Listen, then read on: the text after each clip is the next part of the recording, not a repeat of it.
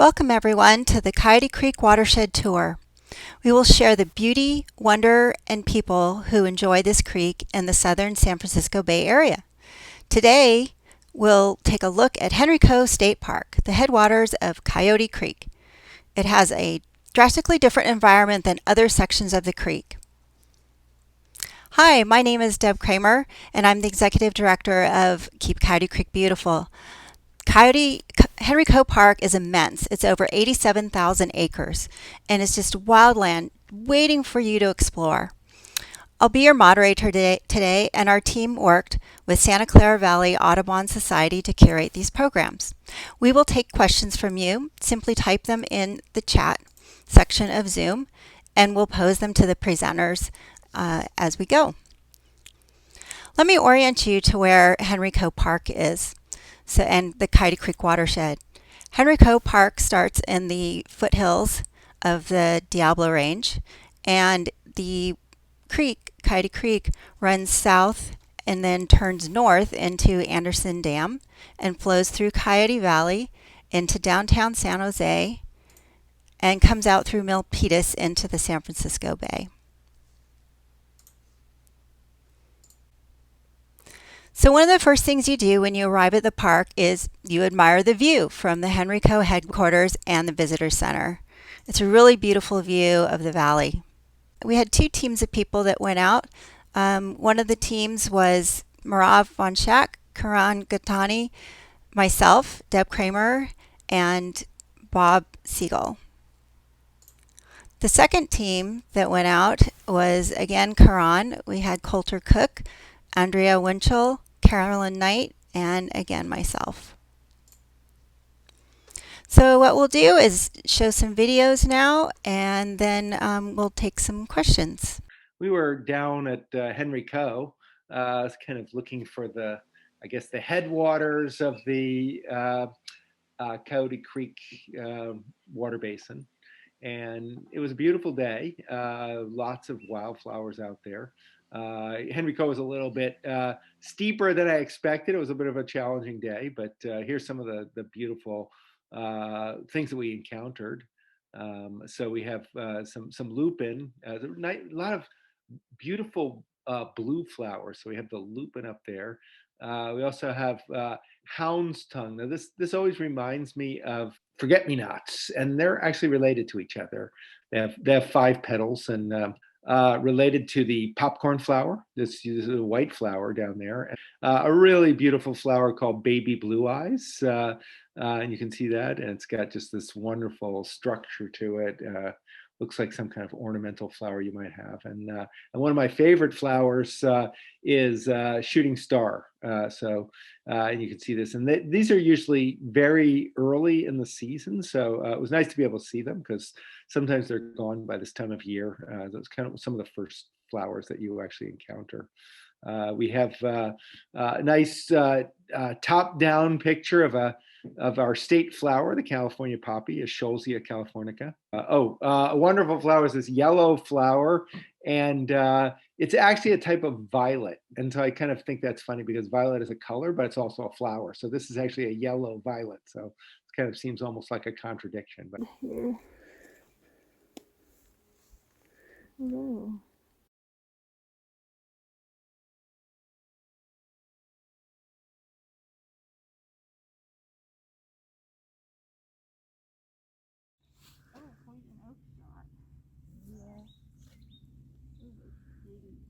All right, so folks, we have this plant, this weird looking plant, as you might say, on the side of the trail, and this is a really common one that we would see in the spring, and you'll see these white flowers popping up, and you'll see this distinct shape of the leaves.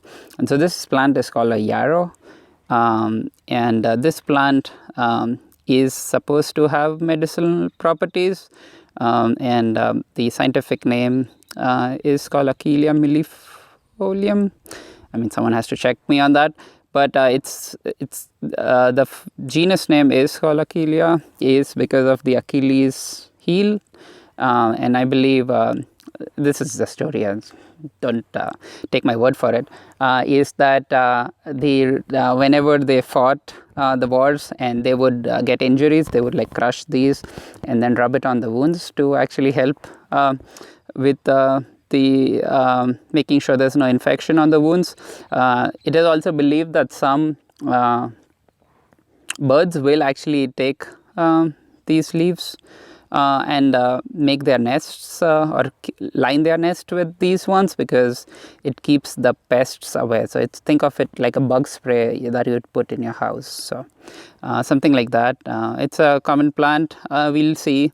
Sometimes I do see some crab spiders on the yarrow as well, and they'll just be hiding on the side of the flower, and so when pollinators come in, they will actually jump in and grab the spider, the pollinator. So those spiders don't make webs; they are just ambush hunters, and you'll see those crab spiders on the side of the flowers. So sometimes, if you're lucky.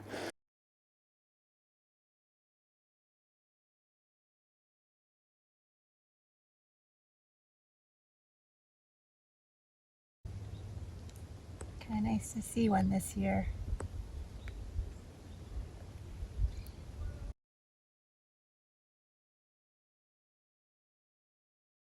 Favorite discovery? That's a hard one. I'm pretty excited about any of the wildflowers we see, so that's kind of hard to beat. I also enjoy, well, this creek, which has some really tiny little either damselflies or mayfly larvae, or just sitting here, I saw lots of organisms I didn't expect to see.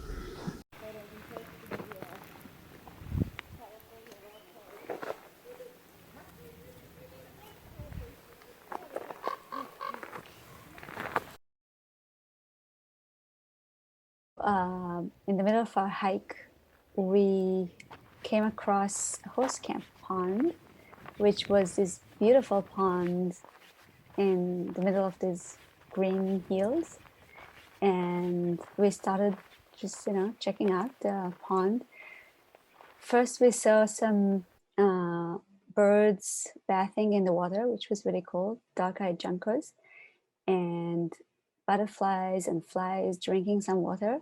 And then we started walking along the little trail that surrounds the pond. And I was thinking that this is a really good habitat for newts to lay their eggs. So I was kind of looking closer because the eggs are kind of difficult to find unless you know exactly what you're looking for. So I got really close to the water, and then I saw some newt eggs. They lay their eggs in these little round balls of slime or goo or something that protects the little newts inside, and we could actually see the embryos developing inside the eggs, which were really cool. And then I saw something moving, so I reached my hand into the water. There's lots of little plants floating and stuff, and then I scooped out this giant water bug. So What'd you guys find? A giant water bug. but it's giant. Giant. The giant water bug. And it has something on it as well. Yeah, I saw that. Others, like they usually, like some of the species have eggs on them. Yeah, but it's not the eggs. The Yeah, eggs are larger and yeah. The giant water bugs are this group of insects that live in the water, but this is an adult, so it has wings. It could actually fly to a different water source if it needs to. And it was just so huge and so beautiful. I only found these a couple of times before, so it was really cool to see it. Cockroaches don't have, but they bite, like when they attack you, they inject venom. Oh. So does this have a formal name? So Water bug or giant water bug. Or, I mean, that's just the it's common. a family, yeah. And it was also covered with these little red things. And one of the interesting things about giant water bugs is that the male actually carries their eggs. So the first thing I thought about was, are these eggs? But they kind of look different. So the female giant water bug, she lays her eggs on the male's back, and then that's how he protects them. But in this case, this is something completely different. They're much too small, and they're all around the giant water bug on its legs and back and everywhere. And these are actually parasitic mites that are attached to it. And I thought they're really interesting shape. But anyway, giant water bugs are awesome. They're predators. They eat all sorts of things smaller than them. But that was really awesome to find it. So we saw at least 2 different species of fish that are both non-native, unfortunately. The round one is called bluegill, and elongated one is the largemouth bass. And I think both of them, people fish them, so maybe that's why they're in the lake. People, release them in lakes to fish them. But of course, they're not great for native fauna, so.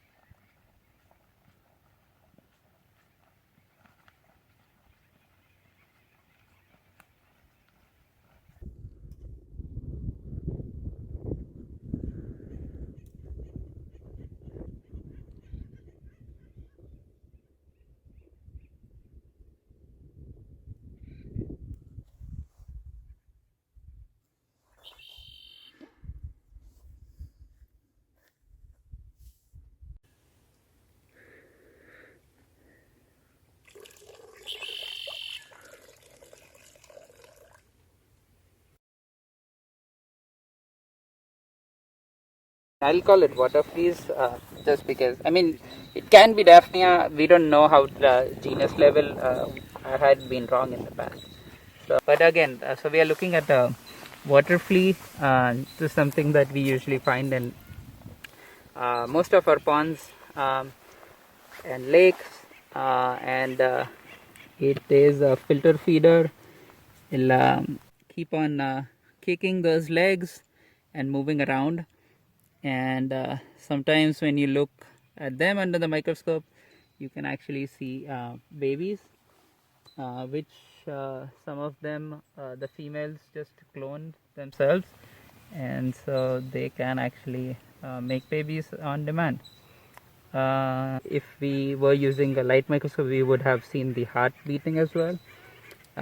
These eyes are sensitive for light, and so it tries to come up to the surface at night to feed when there are less predators.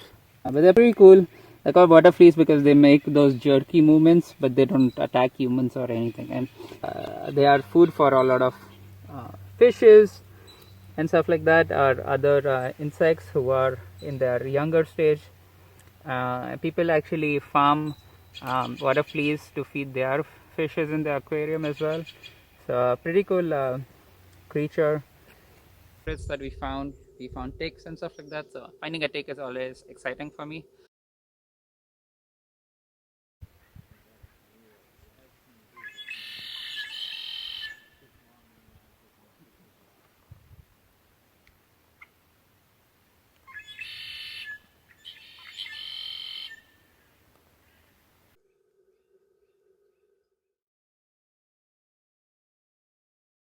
So yeah, so we came across this ant, and so I'm not a big expert on ants. So I posted this on iNaturalist to see what would come up, and they somebody identified it in the genus Formica, which is actually the classic genus for ants. It comes from the Latin root for ant, and these are the wood, mound, and field ants, and so it's actually interesting because the whole family of ants that this is in is Formicidae. And one thing that's interesting is that when ants bite you, sometimes you'll get a painful bite, and it's because they inject a chemical called formic acid. So again, named after this particular, named after the word for ant, basically. So it's a fairly simple compound, and that's what causes the pain and the itch when an ant bites you. So we have 2 different sizes of the worker ants for the velvety tree ant, and you can see their size different. It's kind of obvious, and I don't know which one actually shames the other one. Is it fat shaming or whatever? But they have different sizes, and so they are supposed to do different tasks, or they are supposed to get bigger chunks of food if they have bigger bodies and stuff like that, but they have different duties sometimes. And so you'll see a mix of small and big in some ant species which have different size of workers. So it's pretty cool whenever we have those. So but you can see the size difference, although not some of them it's really distinct. These ones it's just a little bit. So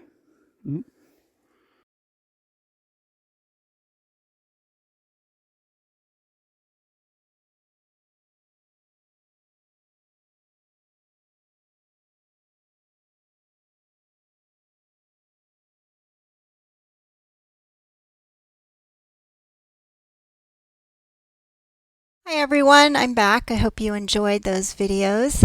At this time, we'd like to invite people to pose any questions in the chat. And we have a few experts who might be able to answer any questions because they participated.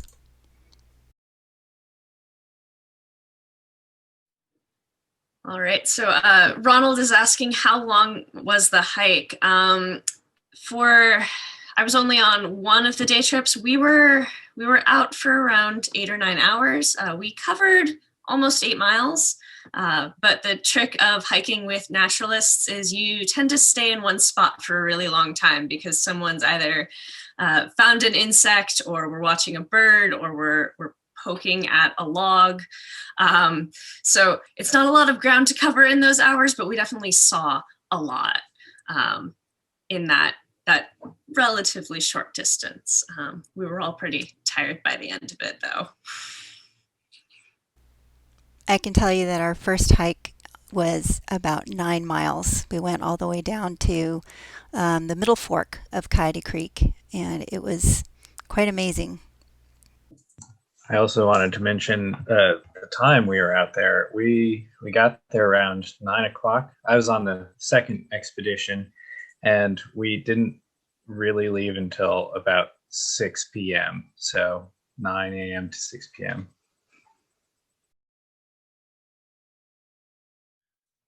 I can answer to the road conditions for East Dunn Avenue. It does narrow down to about 1.5 lanes for the last 5 miles or so getting into the park. So it's not a road you want to go much faster than 25 on, but it's pretty safe otherwise.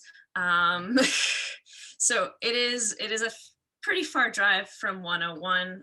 You're following Dunn for about 6 miles, the majority of which it is not strictly a 2-lane road.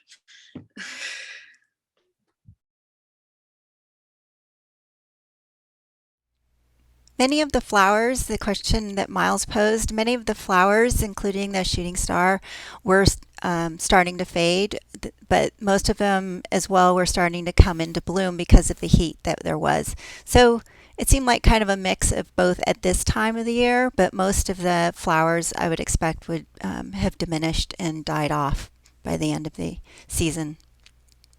Yeah, I think we saw mostly like early spring flowers, or I guess spring flowers, but they will be replaced by the late spring flowers. By the summer, there'll be completely different flowers in Henry Coe, because I mean, there are so many places that are completely exposed. So all these flowers will be gone, and not too long from now, I guess, depending on weather. So one of the trails that we went on was called Frog Lake Trail. We also hiked across the middle ridge that had the middle fork of the river. We also went on Poverty Flat and down to a trail called China Hole. So we covered quite a bit going to the east and then going towards the north.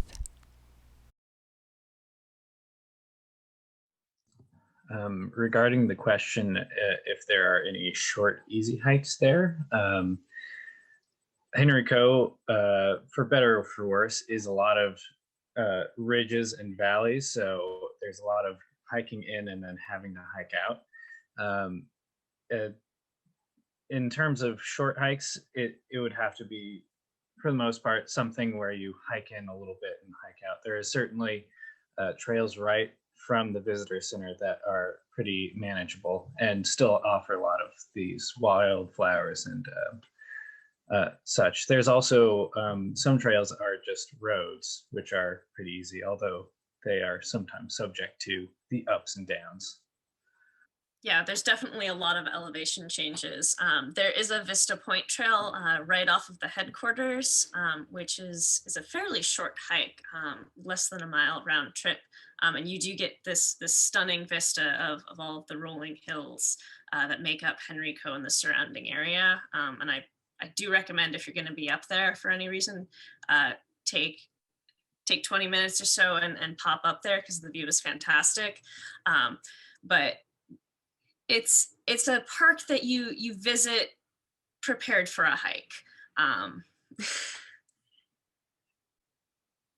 I think you could do really long hikes. You could go backpacking. You could do all that. But if you just want to go with a bunch of kids and you don't want to do a long hike, you could always do like a little hike with not much elevation gain. And you'll still see, as Coulter said, some flowers, and you'll see, lots of woodpeckers and lots of other things. Of course, if you have the time and you can hike longer, you'll see even more, and you'll get a bit farther away from people. But even on like a little hike with kids, I think it's worth the drive there because it's so beautiful.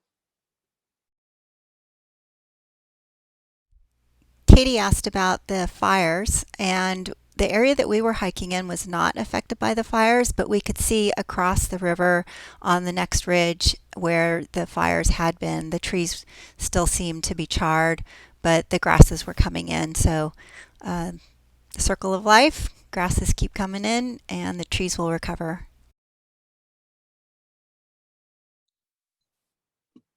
Jay's got a question about some of the cages that we showed in the videos. Those are traps.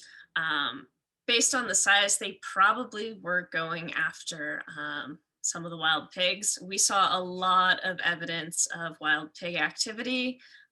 You could just see where they had been rooting around at the base of trees and on the hillsides. And it looks like someone tilled up the soil in those areas. Those traps aren't being actively used. Their doors had been locked open, so nothing could wander in and get stuck. But you do occasionally spot them. I think we came across 2 of them throughout the hike, but they're not being actively used at this point. Yeah, I remember one of the person we met on the trail, the person saw a feral pig a day back. So, and it said, the person said that it was a huge one. And so the person was curious about why we had the soil that was upturned and stuff like that, and the traps that were in place. So the person just saw it a day before, so the pigs are still roaming around. So. We didn't go into the visitor center to look at any cultural resources that might have been in the area. The visitor center, when it's open, might be the best place to learn more about that. And I think the Henry Coe website also refers people to that area. But we did go just last weekend and the weekend before, the 27th and the 4th. So there are still wildflowers out there, Stan. If you can get out there, they're still blooming, and you can see some really fantastic colors on the hills right now. And just between the 2 weeks, I definitely, and Karan saw too, that the wildflowers had bloomed even more. So some of them had just started blooming and were more in bloom, and then others, like the Henderson's shooting star, had started to fade. So I think someone was asking about my camera, and it was my macro flash, which looks really funny. So I'm an entomologist and I take photos of all sorts of insects, and my camera and flash kind of look like a weird bug. We could actually bring it out. So I'll show you in a minute. Ronald's asking if we crossed any creeks. We did cross one creek. It was at a low point. There were plenty of rocks to step over on it. We actually ate lunch there. It was a really nice spot to take a break and sit down on something that wasn't covered in poison oak, and just enjoy the sound of running water. So there's still water in the creeks, despite the fact that it's heating up. But depending on what trails you take, you can pick and choose whether or not you want to encounter any of the creeks that run through the park.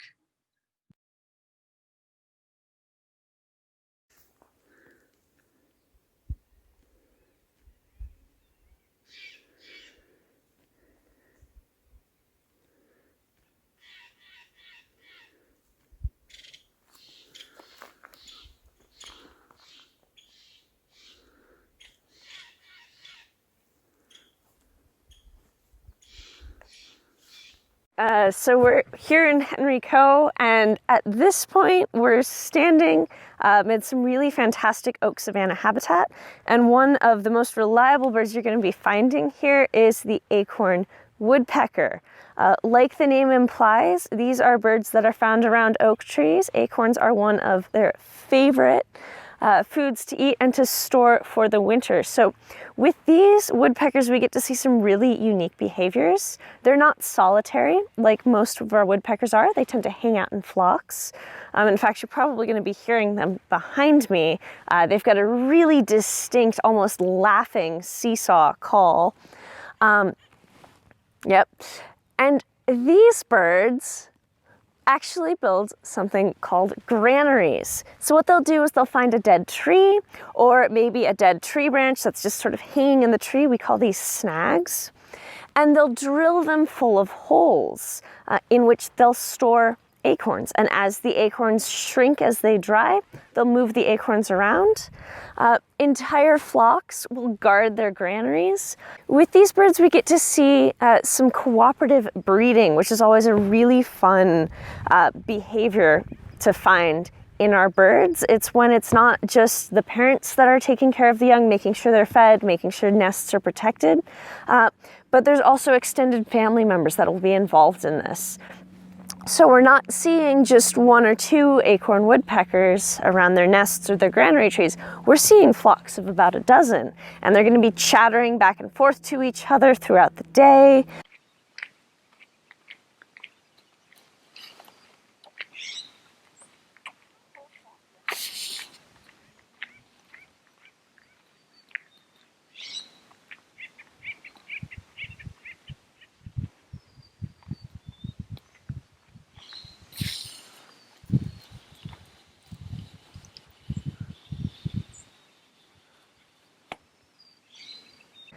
With our acorn woodpeckers, if you want to try and ID them in the field, listening for that call, that seesawing call, is really helpful. They're the only woodpeckers that are going to be making that sort of noise, but they're also really distinct birds just to look at.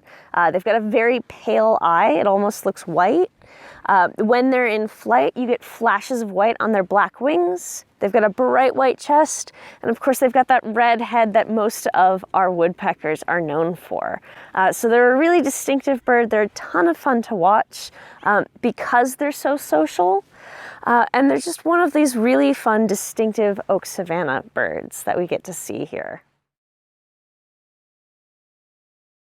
So as we were exploring Henry Coe and watching all of the amazing birds as we were walking through the forests and through the hills of the park, we got to see a really great variety of both residential birds, birds that are present all year round, as well as some of our migratories, which can be a little bit trickier to find, in part because they're a little bit better at hiding, but also because some of them are only present for a couple of weeks or a few months out of the year. As the name implies, they're migrants. So they're just either going to be passing through our area, or they might only spend a season with us. So part of the residential bird list included our acorn woodpeckers, who we heard pretty much the entire day. They make a complete racket in terms of noise. They're always chattering back and forth to each other. They're incredibly social. So they really become a cornerstone to the soundscape of a place like Henry Coe. But we've got some quieter residential birds that we saw, the red-winged blackbird. We got to see the bright, brilliant blue of western bluebirds flitting around on the top of the hills where there was far less tree cover, but there was lots of grass that they were hunting in. At this time of the year in the spring, the males have donned fresh plumage, so they are at their brightest blue. It's very eye-catching. We got to hear brown creepers hiding amongst the trees, and we just saw little flickers of their wings as they moved up and down the trees.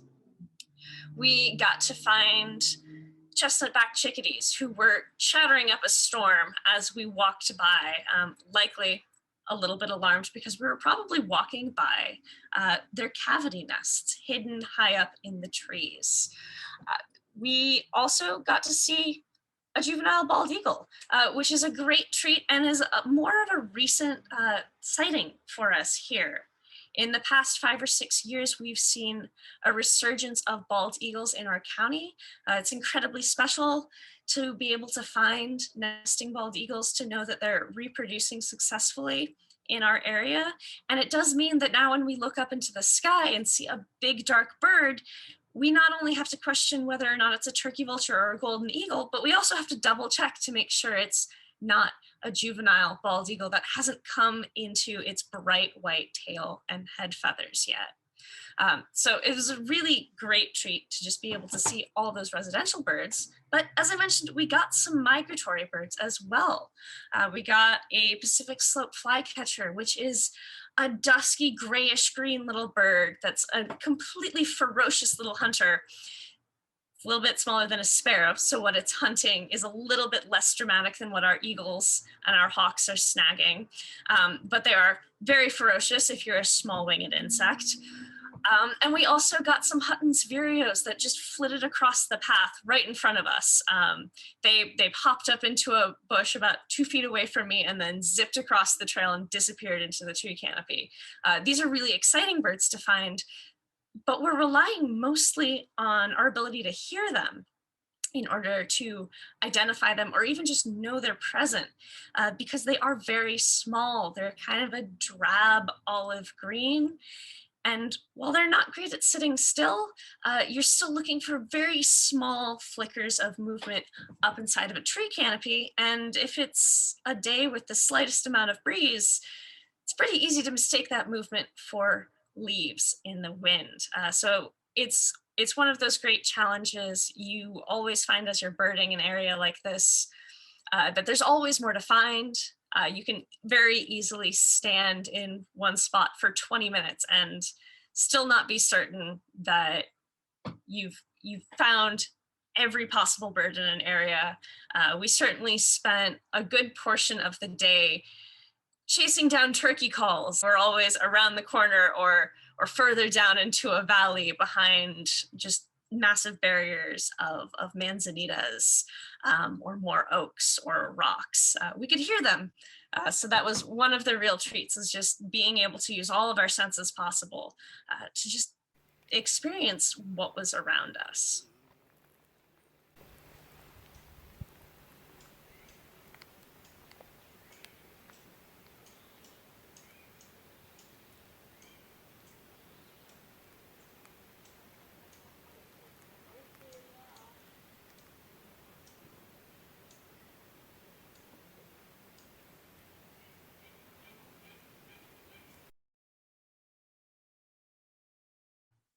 So throughout our hike through Henry Coe, we used a tool called eBird to keep our birding lists. eBird is a really fantastic free program.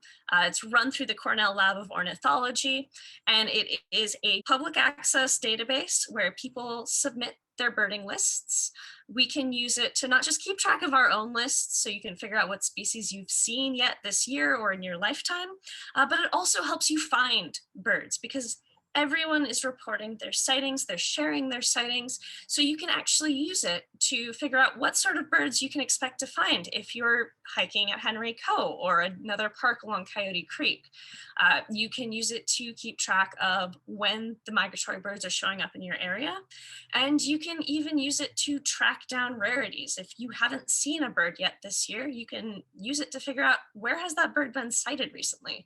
So it's a great tool for birders. It's a great tool if you're interested in getting involved in citizen science just independently.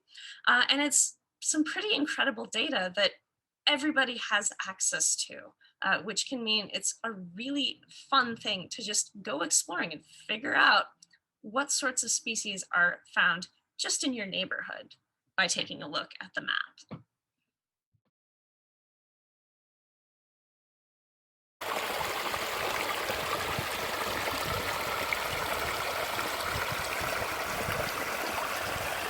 During our hike, we went to see Coyote Creek, the middle fork of Coyote Creek in Henry Coe. And that was pretty cool because it looked nothing like what we see when we visit Coyote Creek in downtown San Jose. We still saw some caddisfly larvae and mayfly larvae and stonefly larvae. And these are all aquatic stages of insects that develop in water, and the adult insect is a flying insect. So it's just a larva that develop in the water. Just like other aquatic insects, you could use them as bioindicators of water quality, because some of these insects, they need very clean water in order to develop. And other insects, they don't mind so much, and they could develop in water even if it's not very clean. In San Jose, we usually see non-native clams, the Asian clam. We see all sorts of non-native snails. We see flatworms. We see a few different macroinvertebrates that can tolerate the pollution.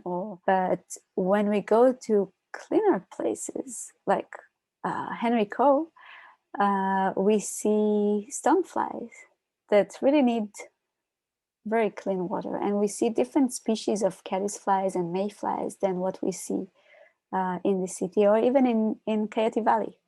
The other thing we saw that was cool was a tree frog. It's called Sierran tree frog that hopped from the water into the creek, and it was really pretty how it was just blending in with the rocks in the creek. The water was just, the soil was just a little bit wet.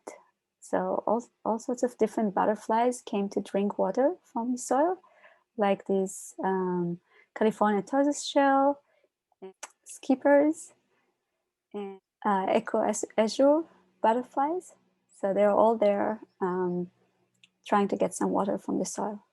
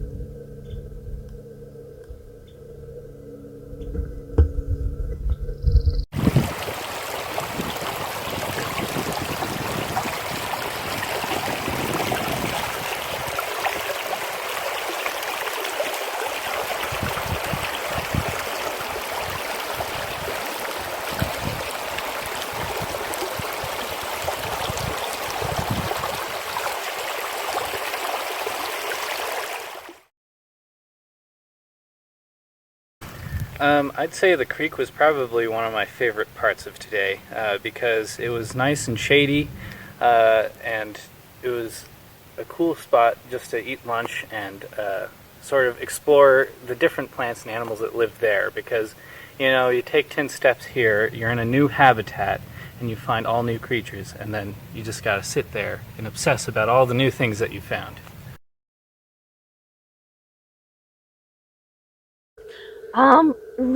Really enjoy every bird you see. It's really easy to dismiss a bird because it's a pigeon or it's a sparrow that's visiting your feeder every day.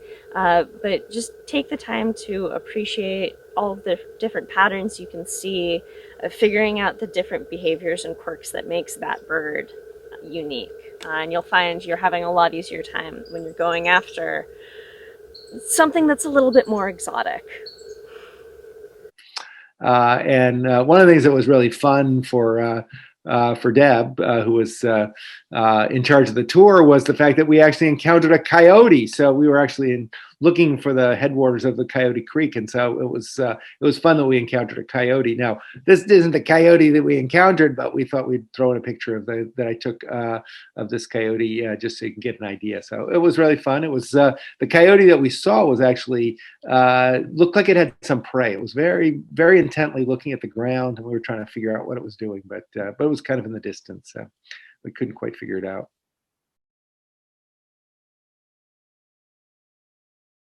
Hi everyone, I'm back. So I hope you enjoyed that. Does anybody have any questions? I see that John asked about the evil ticks, and Karan was definitely one of our tick experts, and he was excited to see all the ticks. I had 3 on me, on my clothes, I should say. Yeah, so I mean, I don't think they were that bad, and even the ones that we saw weren't like the fully formed adults. So ticks will be really small, and then they'll keep on growing in sizes for different molds. The ones that we saw were the tiny ones. Regarding Lyme disease, I think it's just Lyme disease. So we have 3 types of ticks that we usually find in our preserve.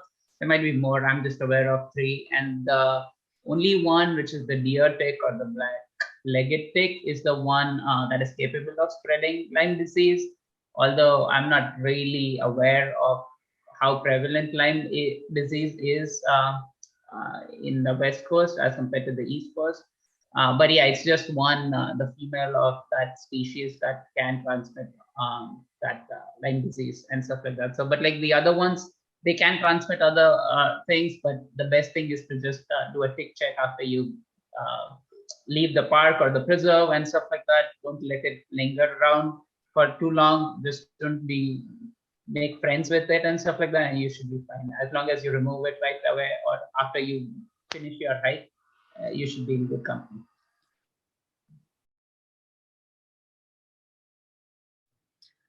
I wanted to address Ronald's earlier question about the raptors we saw. We got to see some red-tailed hawks flying over the valleys and along the ridges. There was the juvenile bald eagle. It looks like it was about a 2nd year, but it was also flying a couple 100 feet above us. So it was mostly just that we were able to identify it as a bald eagle rather than a golden eagle, and then it was off doing other things. We got an American kestrel at one point, and it was just sitting on top of an oak tree, keeping an eye on the grasslands, and it was getting buzzed by Anna's hummingbird, which was very irritated that the kestrel was somehow impeding its mating displays that it was trying to do. But that's kind of the natural state of hummingbirds, to be just really angry at everything. So those were the main raptors. We also saw a ton of turkey vultures, which were keeping an eye on us to make sure we were still moving. But it was a good day for birding. And Katie asked if the vireo was residential or migratory. The Hutton's vireo is a migratory bird for us. They are just starting to come in. This time of year is really great for our migratory birds. We're starting to see our spring birds come in. and it means that we've got a lot of birders who are very excitedly getting outside and adding new birds to their year lists.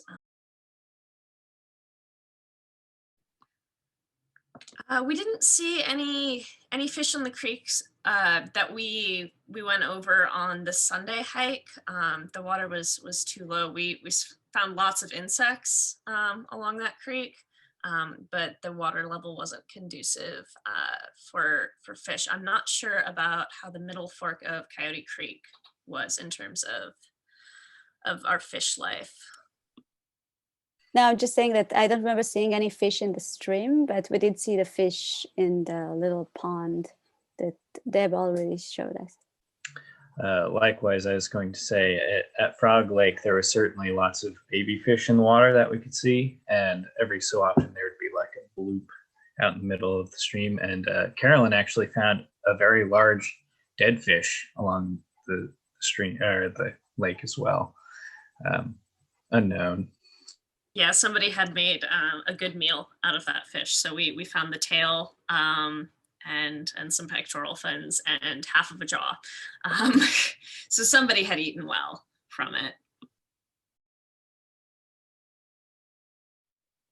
So yeah, I want to share a little bit about iNaturalist. So Caroline was already talking about eBird, that where birders can go and share their birds observations.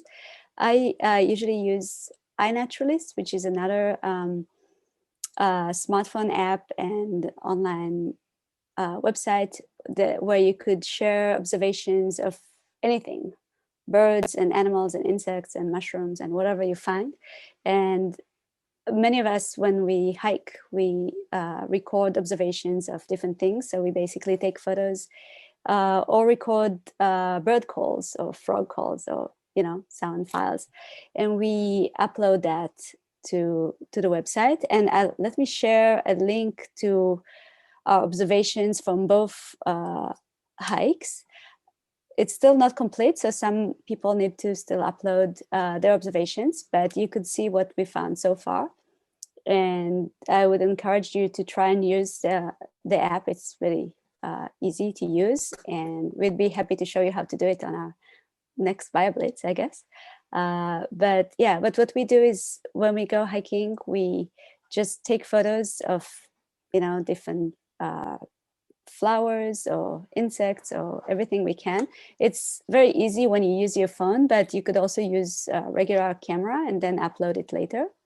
And when you use the app, it will actually suggest an identification. So when you go hiking, if you have cell reception, you could identify what you see.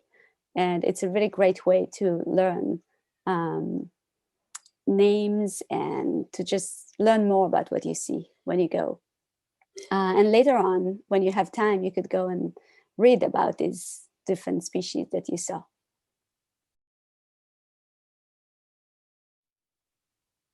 Yeah, there was a question about the newts. So we saw newt eggs, and unfortunately, we actually saw at least 4 dead newts on the roads there.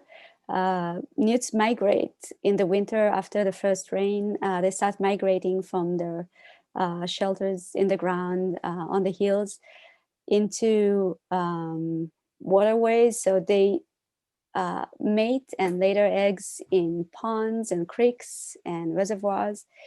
But unfortunately, there are many roads that cut their way from the hills into water, and many of them get hit by cars or even bikes on the road. So we found a few of these. If you go hiking often, you'll probably see a newt in the winter if you're in the right habitat, because most of them migrate during the night, but some of them actually migrate during the day. So you are kind of likely to see one. And they're really cute. They always look like they're smiling, I think. And to see the eggs, you'll have to find the right habitat, which could be a pond and it could be a stream, but I guess one that is not running too fast. But then, as I said in the video, you really need to know what you're looking for, because they blend in so well with the environment. And the ones we found were just floating attached to vegetation, which is something they often do. But it was just mixed with all these different plants floating in at the edge of the pond. So they're pretty difficult to find. But once you train your eyes to find these, they're pretty awesome to look for, because you could see the little embryo developing inside. And the ones that we saw had pretty well developed embryos in there, but you could find them earlier in the season. You could see their eggs just looking like eggs in there. And yeah, they're really cool. And the little tadpoles are awesome as well. You might see those in the water.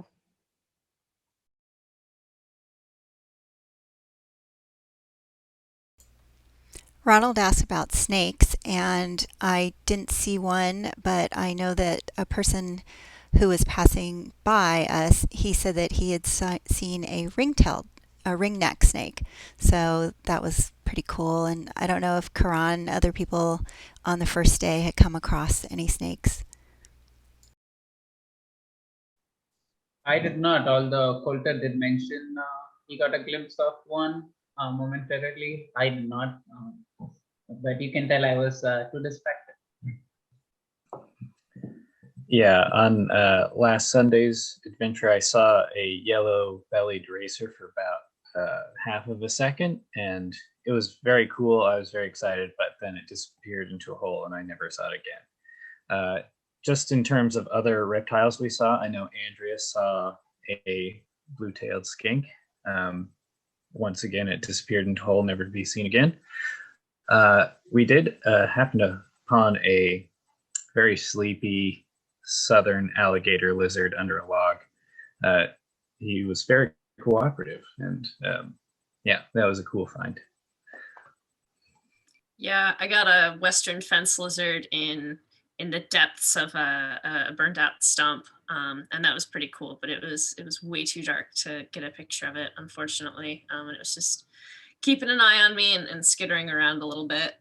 I'd like to thank you for joining us for the Coyote Creek Watershed Tour, where we looked at the nature in Henry Coe Park, where Coyote Creek begins its journey. We had a great team with us, Bob Siegel, Carolyn Knight, Karan Gatani, Marav Von Schack, Andrea Winchell, and Coulter Cook. It was great. So thank you so much for joining us.